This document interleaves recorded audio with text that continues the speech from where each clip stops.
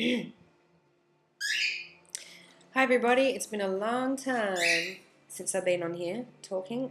You have to excuse the birds in the background. Um, I've just woken up and as you can see, no makeup, no nothing, so you have to excuse me while I sit here talk over my morning coffee. So I haven't blogged because I wanted to.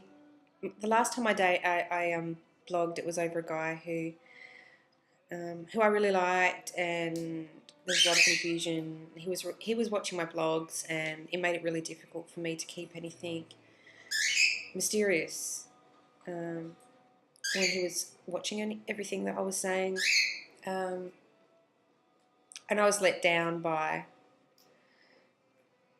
him asking me out and not following through with that. Follow through and reliability is really big to me. It's one of those things, like a way to a man's heart is through his stomach, and the way to my heart is to be reliable and to follow through. That's something I have really failed to see with 99.9% of the guys I've dated.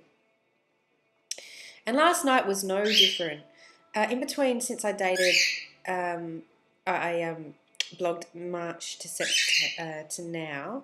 From February, I decided to abstain, and I've been on a lot of dates since then. I went on a date with, let's see, a motorcycle guy who was really lovely, but he was living in a house with his ex-girlfriend still. And there wasn't enough spark. He was a lovely guy, but just not enough there. He actually did have some follow through. Vulnerable spiritual guy who he used his spirituality to try and get into my pants, and that didn't work. But he was still affectionate enough with me to kind of want to be able to, like, oops, I just want to be platonic friends, to be able to say that. Yeah, so that was kind of the end of that. Some guys that I've been on a date with, there was no spark. That's okay. That's life. I'm too misunderstood to find anyone, and I'm going to grow my hair long and get feminine tattoos just to prove a guy.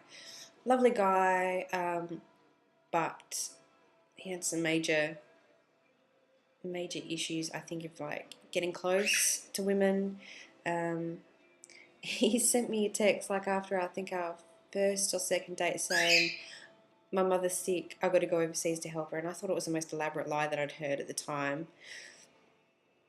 So I've heard a lot of doozies, and it was actually, he was telling the truth. And I found out that his mother was dying, not just sick. And I tried to offer him some support as best as I could, like long distance. And he kind of, I think it's grieving or whatever, and he kind of, I don't know what he was thinking.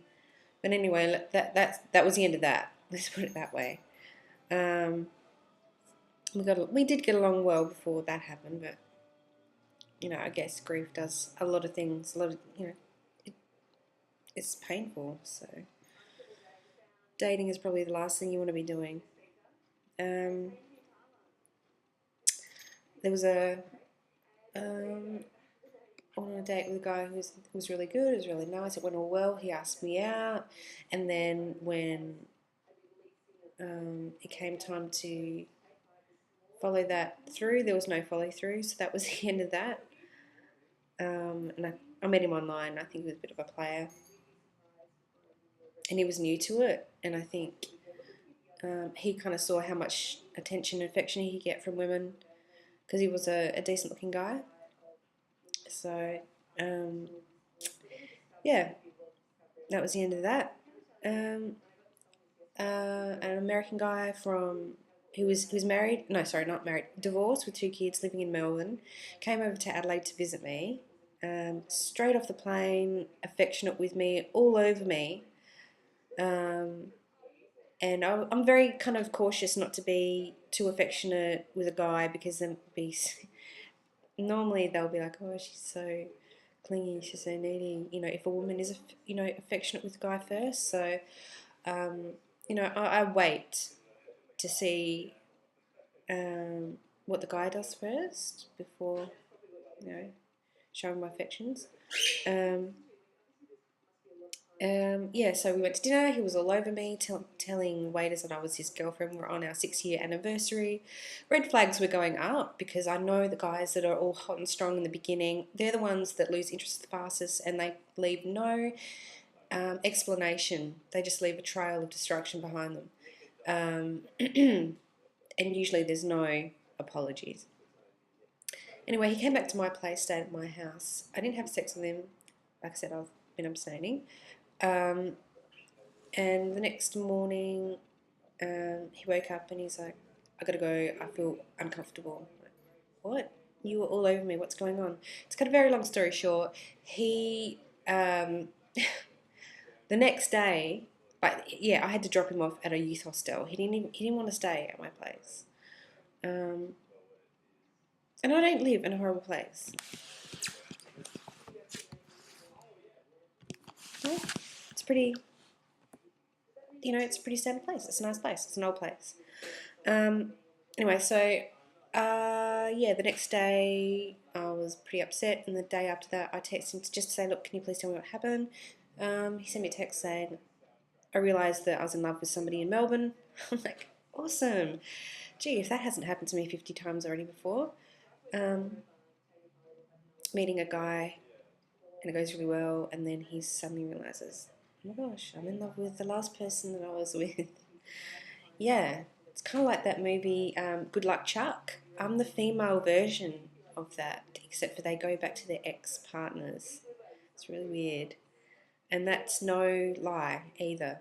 I could make a movie about that.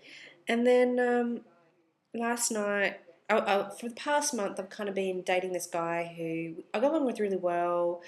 He works really hard.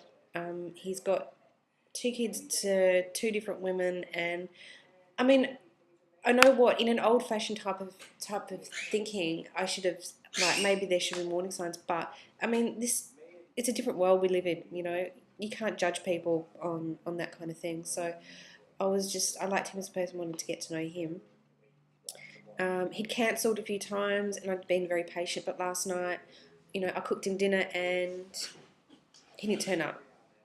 Cooked a roast, organic lamb, chocolate mousse. I'll even show you.